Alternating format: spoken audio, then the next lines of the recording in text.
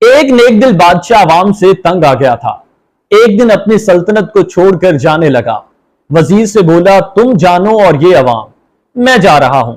بادشاہ کے ساتھ اس سلطنت میں چھاڑ پونچھ کرنے والا ایک خاکروب بھی ساتھ ہو لیا۔ بادشاہ خاکروب سے بولا، میں تو پتہ نہیں کہاں کہاں دھکے کھاؤں گا، تم کیوں میرے ساتھ ہو لیے ہو؟ خاکروب بولا، بادشاہ سلامت، آپ سلطنت کے مالک تھے تو خدمت کی، آگے بھی جب تک سانس رہی خدمت کروں گا۔